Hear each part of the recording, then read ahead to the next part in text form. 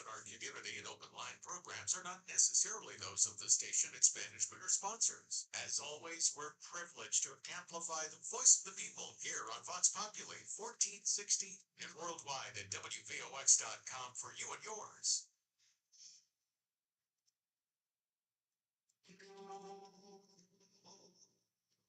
Hello, New York. This is Bill O'Shaughnessy. There's always something happening right here at 1460 on New York's last independent community radio station for you and yours. WVOX and WVOX.com. Make sure you guys share this link. How you doing? How you doing? We about to go live. Get ready. Now for what happened here with Rich Thomas. Rich Thomas is the former mayor of Mount Vernon.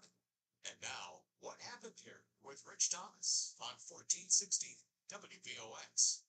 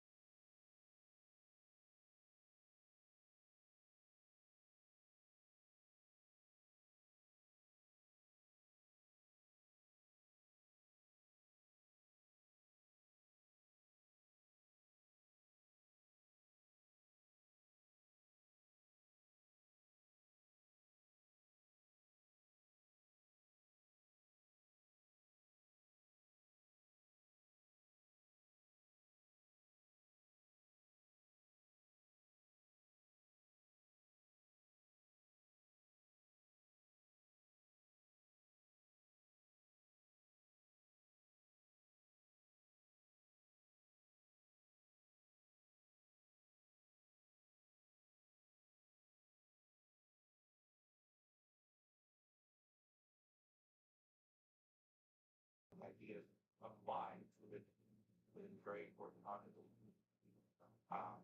You have can approach, and I'm actually pretty happy that you guys are having an interview this morning, because what happened last night, yesterday, and especially to bring everything up to date. And essentially what happened was. So just if you just hold that thought and hold that down, we are coming right back from a quick commercial break with Ben Bayer from the Ayn Rand Institute talking about what happened in Kansas and why it's important for you and the right to abortion being sacrosanct. Don't change that dial.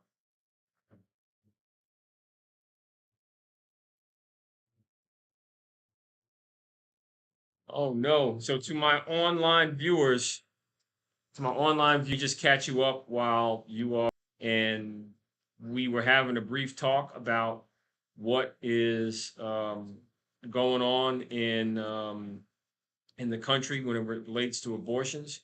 And we were talking about Ayn Rand's philosophy of objectivism. And before we introduced Ben, I talked a little bit about the National Night Out last night and how I was there and how great it was to see the fire department and see the police department out there, even though they don't have all the support from City Hall. I was happy to see all of the departments from recreation to DPW and the people of Mount Vernon, especially the kids and the seniors who, kept me out there much longer, much longer than expected. And I can tell you that right now that we have an opportunity to yeah, guys, I'm gonna come back from Instagram in 1 second. Hang on, I'm having some technical difficulties.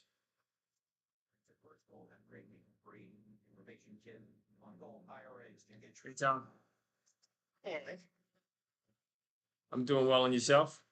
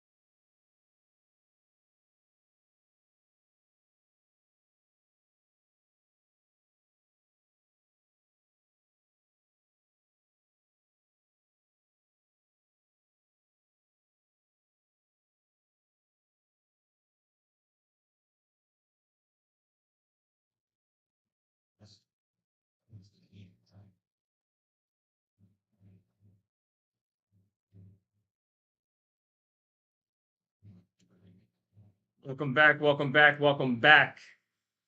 You're listening to WVOX at Whitney Global Media Station. My name is Rich Thomas, former mayor of Mount Vernon. Looking forward to having and continuing our discussion with our special guest being Ben Bayer from the Ayn Rand Institute. He's the director of content, but he's also a prolific thought leader that applies the thoughts and philosophies of Ayn Rand to current issues and events. He wrote a book, Why the Right to an Abortion is Sacrosanct. And it is not only ahead of its time, it is leading the situation in terms of how people should be resisting tribal politics and not be loyal to individuals, but be loyal to their principles and their values and be an objective thinker that doesn't fall for groupthink. So before we went to break, we started to touch upon the vote in Kansas and why it was important and what it may mean for the midterms and how it may play out in Texas, where Ben is. So if you want to call in, the phone number is 914-636-0110. Again, that's 914-636-0110. Ben, Kansas, what happened in Kansas?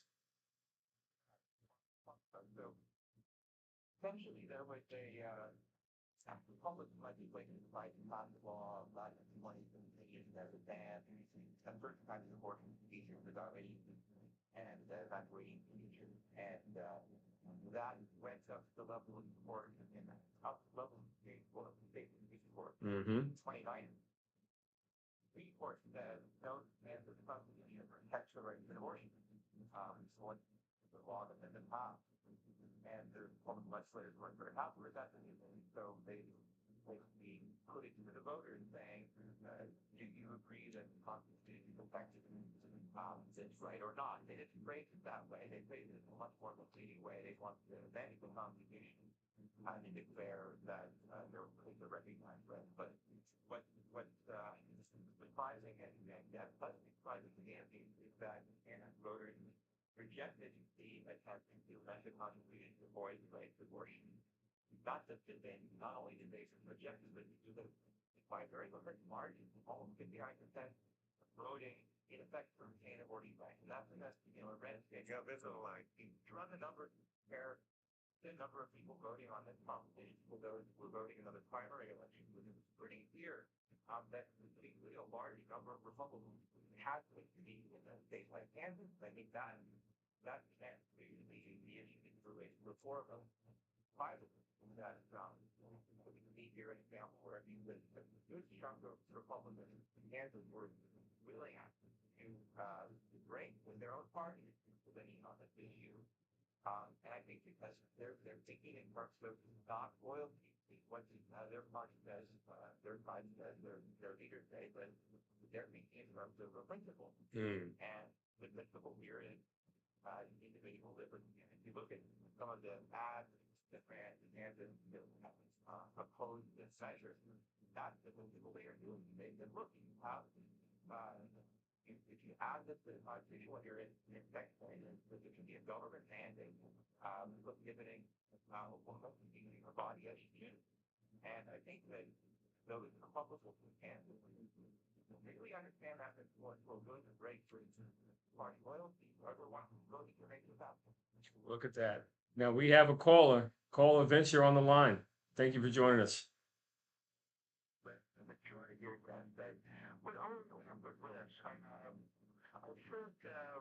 We'll talk about Ant-Man that, has a shrug, fountainhead, the rest of them. It's kind of like absolutist thinking. It's interesting thinking. Let's get down to chemicals, as it were. And in Kansas, even though the law was protected, so-called, there were restrictions in Kansas. 20 weeks or 27. So let's ask a couple of questions. Sure. Do you believe that on the inside of the lemon is a nice form? Will it be ministry friend or is it human being? So, and the excellent question, I'm really glad you asked, and I think it's quite a issue of principle. Yes, but that's a simple question. Do you have no answer to that? I think that it's not being a sense of being individual and being correct, right? All right, so it's not even that big. If that really doesn't become a human being. All right, so that's what it is now. So let's try to do some of that kind of logic and thinking. There's two elements in here. It's not a human being. But once you've expelled or taken from the mother, it is a human being, correct? It is a human being. It's an individual. Fully individuated from mother. I understand, and I'm just trying to make it simple. Individual, that's the individual right. I understand. Does that individual right around that comes out of the woman's clothes at first breath? No, it doesn't. So in other words, my father was a doctor, and many times, and I was the birth of my children, and doctor was the baby from the womb, and then encourage the baby, slap it away, or something. Let it put first versus breath. So let me ask you first, we go around a little, of choking. Where's the doctor? Would it choke the baby? Let's put on a sample, but it's not just movement. It's movement. Well, it's gonna be in, the living organ. And It's not really not a lot. alive yet. It's not a lot. I don't think anybody here. We're at an absolute moment in the show. We're gonna ask you to hold that dial, hold those thoughts. We'll be right back from break. Don't change that dial. Listen to what happened here on WVOX.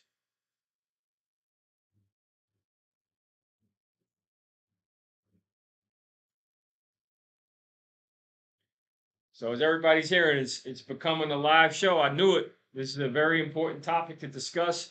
Sorry about those technical difficulties earlier with the show. Again, everybody online on Facebook and YouTube, thank you for sticking with us and watching and listening and learning what's going on. The discussion is about abortion and why it's sacrosanct, according to Ben Bayer from the Ayn Rand Institute. And we're having a discussion. One of our callers, Vince, has a very strong opinion, and he has some points to make. And I can tell you that, again, when we were starting the show, I was praising the fire department, praising the Mount Vernon Police Department for working so hard under such extreme conditions in Mount Vernon, and wanted to make sure that everybody knew that I was at the National Night Out last night, and it took, I stayed well over the time it was done. People would not let me leave. The kids, the seniors, the people, even the staff inside City Hall were very welcoming and very happy to see me, and I was happy to see them and that they're doing all right. And lot of questions. People asking me to step up and get involved and do more and take the city back. And I told them I'm gonna keep listening to what they have to say, and those chants and those rumors, those not rumors, those roars are definitely starting to get louder and louder. But nonetheless, I will say that it was great to see everyone, and very, very, very, concerned about the situation in Mount Vernon right now, with only 4 cars being on the streets for 8 sectors. That's not good. It goes to show the equipment problems that we have, and they should have been fixed. But that's what happens when you have money problems in Mount Vernon, money problems that I've been calling out for many years, and still no action by the state or the proper authorities to do something about the issue. But look, hopefully there is a solution that can resolve everything, and we can get back to doing the work of the people of the city. But I can tell you that I'm explicit. I'm very, very, very proud to see Mount Vernon still pushing forward to try and make things happen despite the incompetence and the mismanagement of the city. So again, National Night Out, great night with the people. Thank you to the police for putting it together. And I didn't see any pictures of the police with the mayor. I was wondering what happened with that. But I did see the fire department. Wanted to say, fire department, keep doing your best. Hopefully they'll respect you and your contract as well. But the police are definitely overworked and underpaid. And there's a way to make sure that they get what they need, from equipment to the resources. It's very important that we support our police to keep our community safe, because it's a two-way relationship, and I think that we all benefit when we have great safety. But we're going to get back to this discussion with Ben from the Ayn Rand Institute. It's going to be a great talk. Listen in. VOX.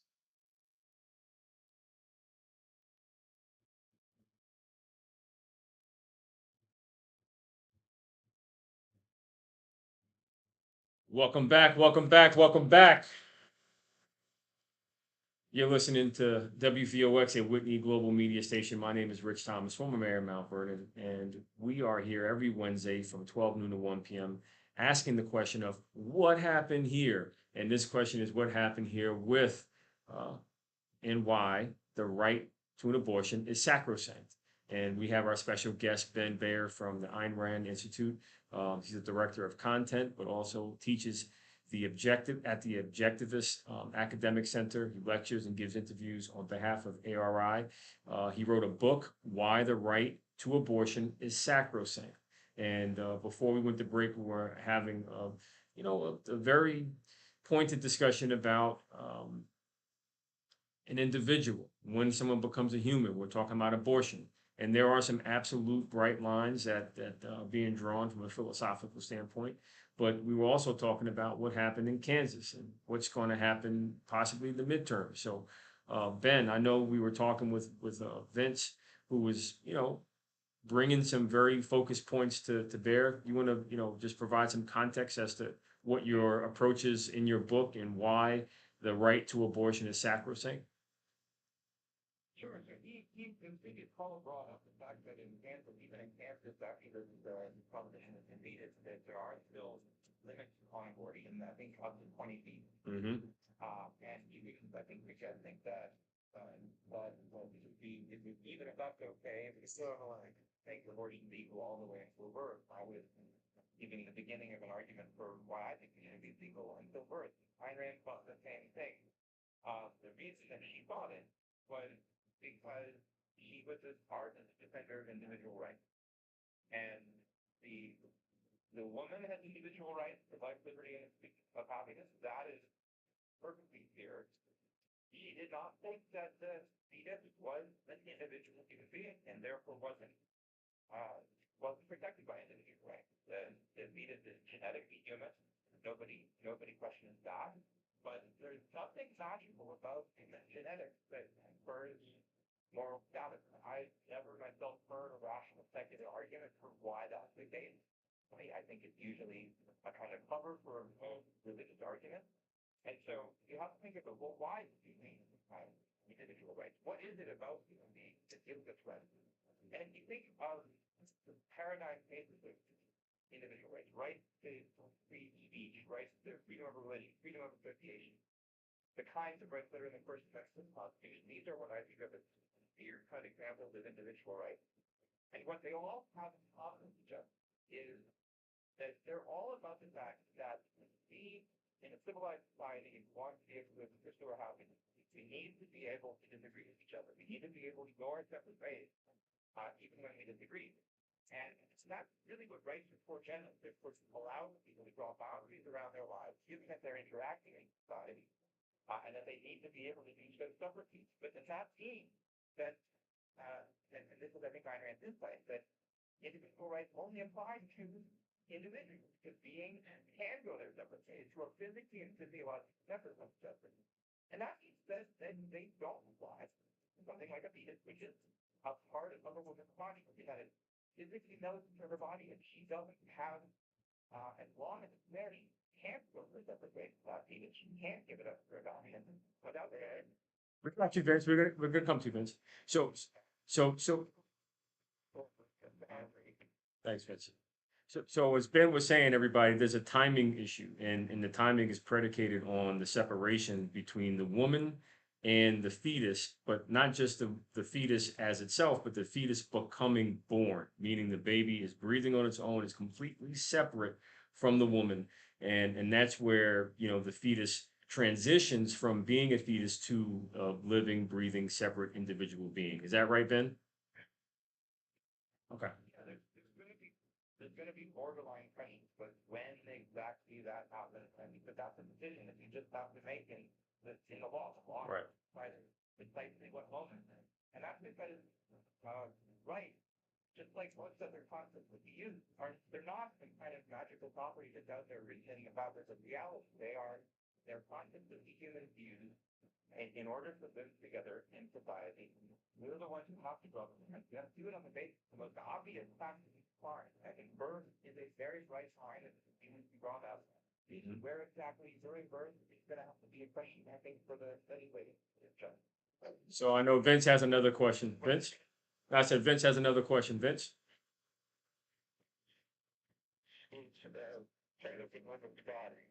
That's really led to that.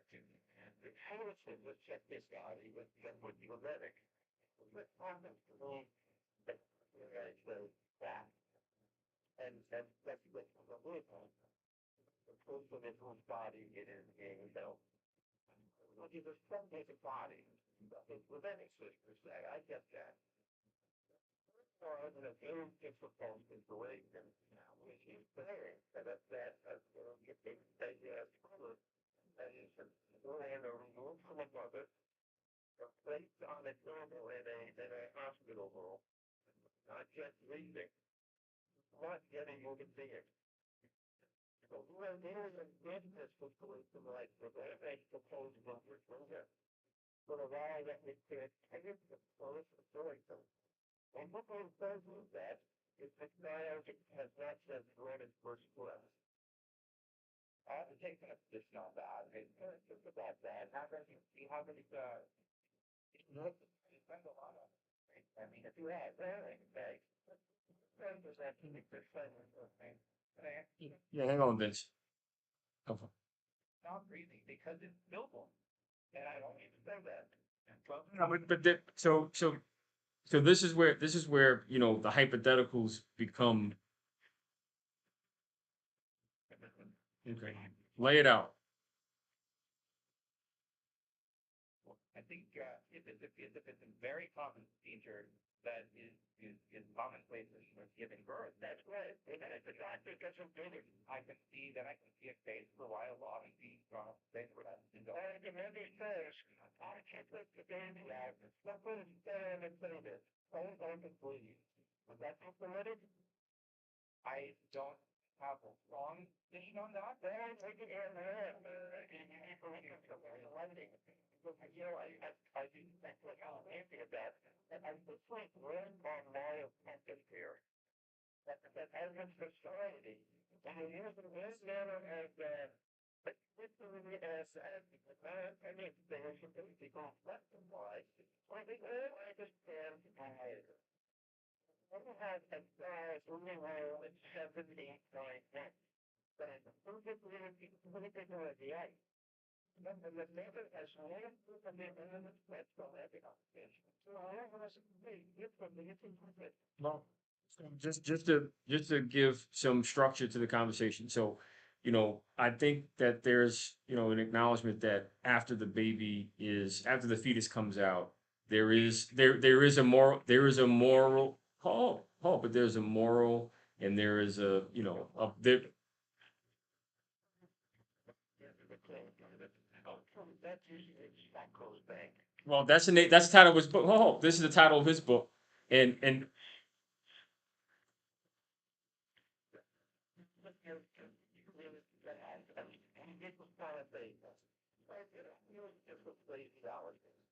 That's why, and I think this much, and that's why I brought it up. I want to take it back. all right, let's take it back. And he's sacred. And that's right. Correct. A woman's life is sacred, especially to her. And they sacred more than her heartbeat. So, so, so hold on, Vince. Hold on, Vince.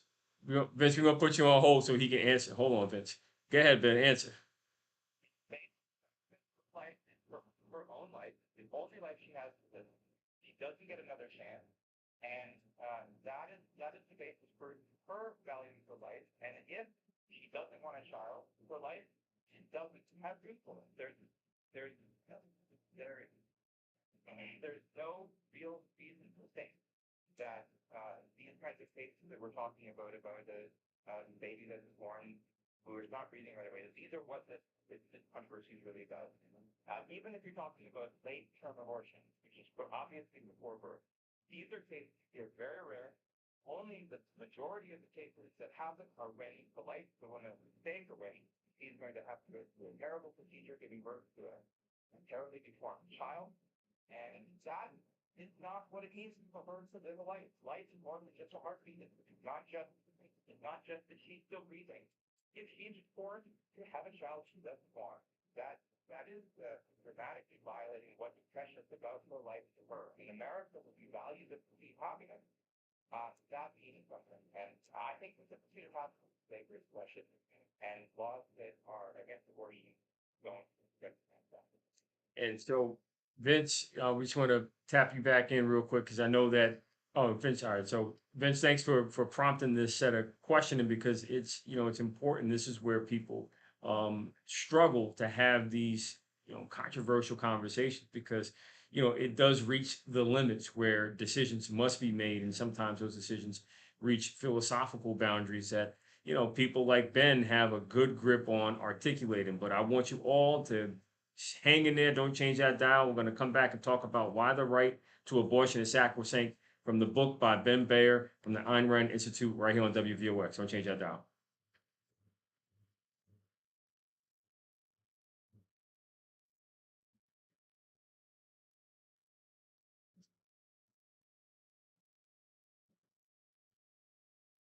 How are you guys hearing on Instagram? You guys hearing all right? Just want to make sure that the sound is good. It's crisp coming through. You can hear it. And also on Facebook and YouTube, I know that we had a sound issue earlier in the show. I want to apologize about that. Again, just want to welcome you all online for being a part of this conversation. It's a live conversation about why the right to abortion is sacrosanct with the Ayn Rand Institute. Um, definitely conversation that we all need to have. But when we get back from break, I'm going to talk a little bit about Ben, and I'm going to ask him to talk about tribal politics, and what we need to do to resist tribal politics. And going to ask him to talk a little bit about his book and why he wrote his book, and also try and just give you an opportunity to tap in with any questions. You want to type anything online, let me know. I'll ask it to him as soon as you bring it. But just know that we're having a very good philosophical discussion about why the right to abortion is sacrosanct. The book by Ben Bayer from the Ayn Rand Institute in Austin, Texas. It's a great discussion, and looking forward to all you continuing to contribute and be a part of this.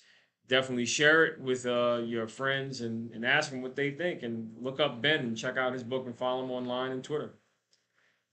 But here we go.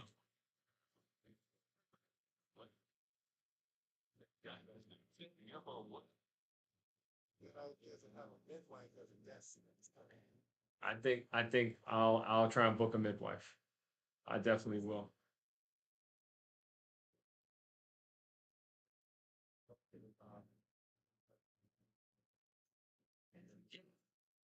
No, yeah, he has a very religious view, I guess, or some kind of he has a view, but he has a view and he needs more information. But I'm glad that he calls in with his view so we can at least unpack it and explore it. I see that from experience. Yeah, I know how it feels about it.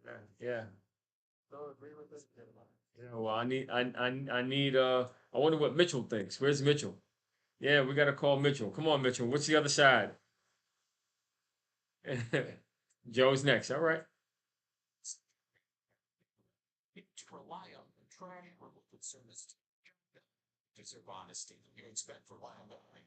You need CRP sanitation. Since 1979, CRP sanitation has been the trash removal company homeowners, business owners, and contractors have depended on for honest, reliable service. No dispatchers in different locations you don't know. No answering services. CRP employees answer the phones, and they know their customers by name. Communication is a key to their success. Communication with you. Other companies offer the world and never deliver. CRP Sanitation offers exactly what you get: honesty, dependability, professionalism. Doing summer modeling, CRP Sanitation can estimate the weight and needs of a dumpster, and that means not paying more than you need, or having to add additional services at additional costs. Not all trash companies are created equal. Family owned. CRP Sanitation. Westchester's. Welcome to the show. We're talking about the right to abortion, and we have a philosopher, a thinker from the Ayn Rand Institute, talking about the right to abortion in their book, and it's a great discussion. So listen in, ask some questions. With Rich Thomas, the former mayor of Mount Vernon, on 1460 WVOX. You got Joe on.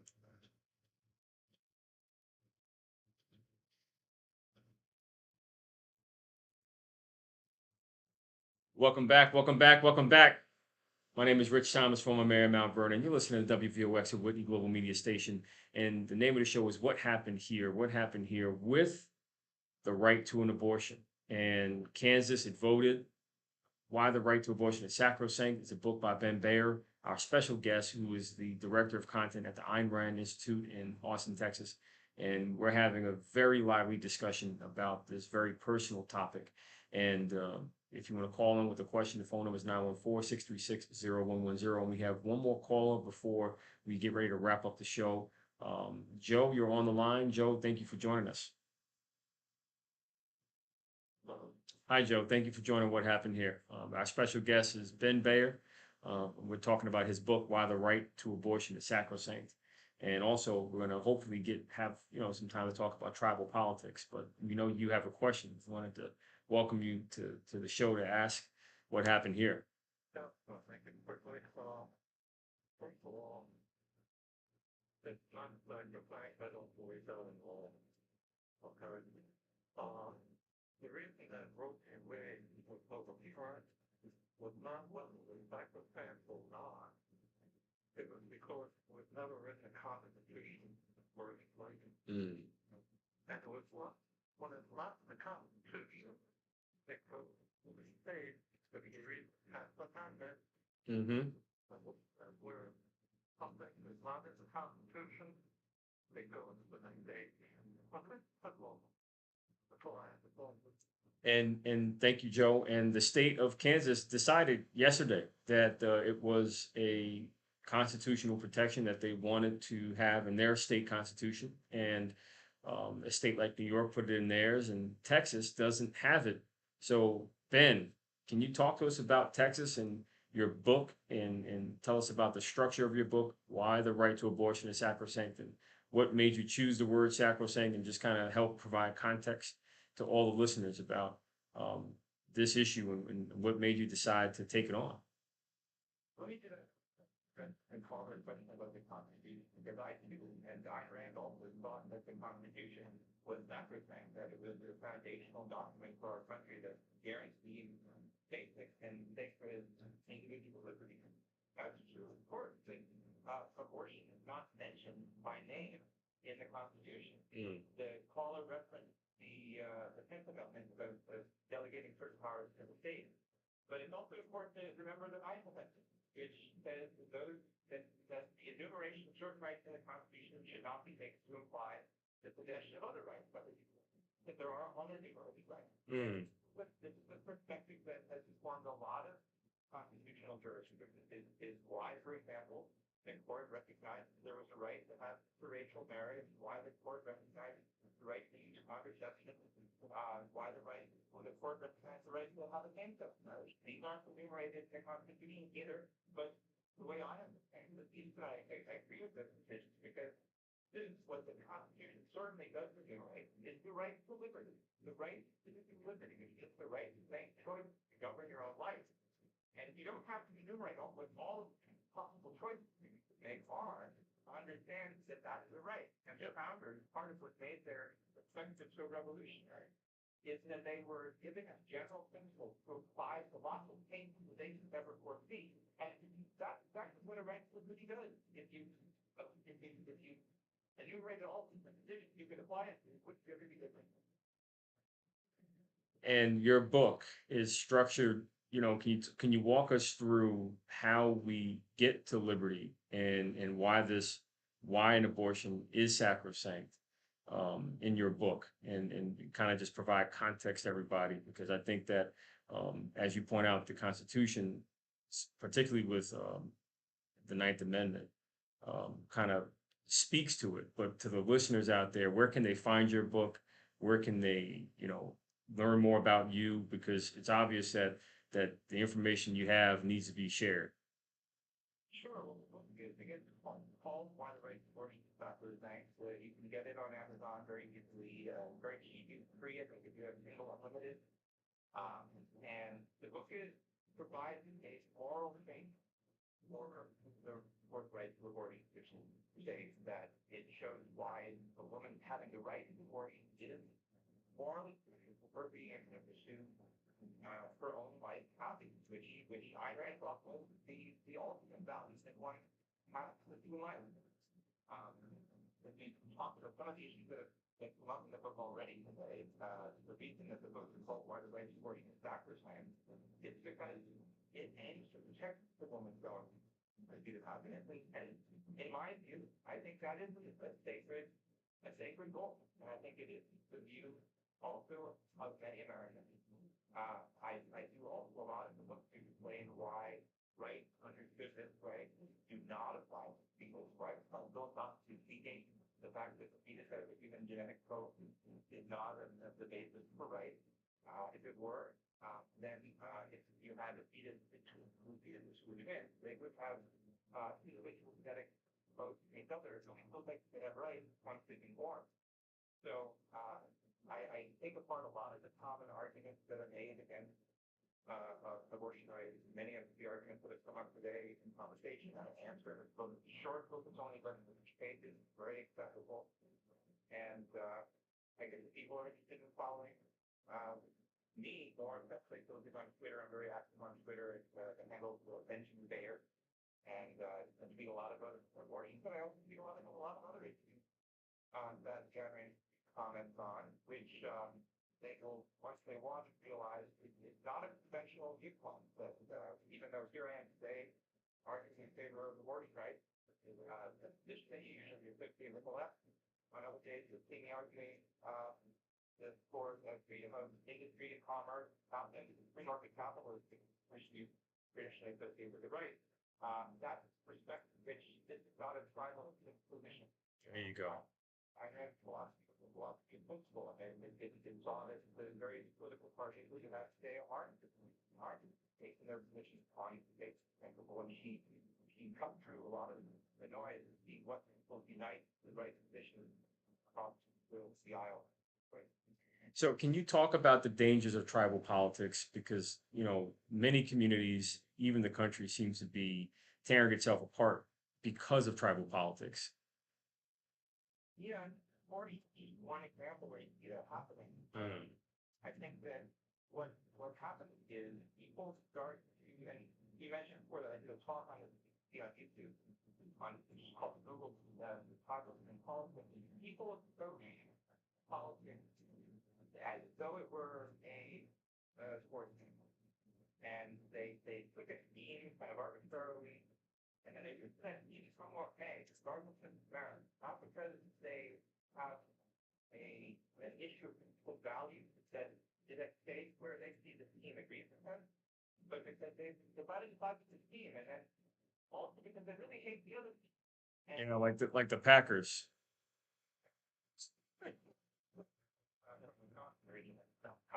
Talking to a Giants fan here now, so.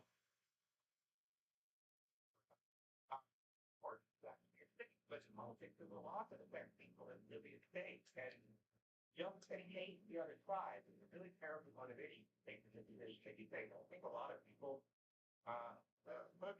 political thinking that way, and see this in a way that they shift position on issues just because the members of their team are doing it, not because they're trying to be consistent in any position.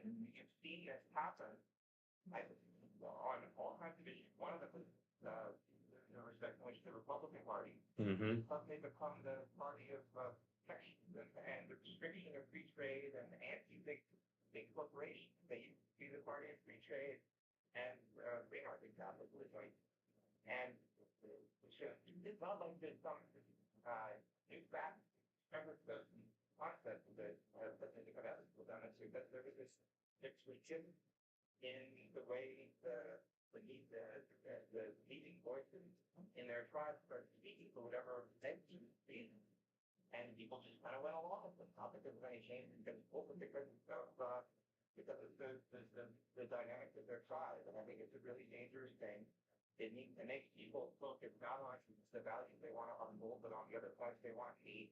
And it doesn't make the focus more on loyalty to leaders rather than matters of principle. And I definitely think you see that happen in the Republic with respect today. Well, I'm looking ahead, looking at the midterm elections. I certainly will be following you on Twitter and, looking forward to hearing your thoughts, especially on the midterms. What's going to happen in Texas in particular? Will this principle or value of the woman's right to choose, will it make it to the ballot in November in Texas? We don't know. There's some time to tell, and I'm looking forward to having more engaging dialogue about this issue because even the Canterbury Tales say women want to choose, and so Ayn Rand being a thought leader that I'm very big fan of Very grateful for your time, Ben. Hope you can come back in the near future to talk about more issues that are pressing. And looking forward to everybody following Ben and his thinking at the Ayn Rand Institute in Texas. And look out for his New Deal publication that he's the editor of, but also his book, New Ideal, and Why the Right to Abortion is Sacrosanct. Ben, final words?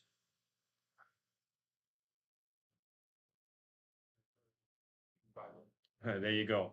No, looking forward to see you guys next week. We're here every Wednesday at noon on WVOX. Thank you, everybody. Great show. Thank you, Ben.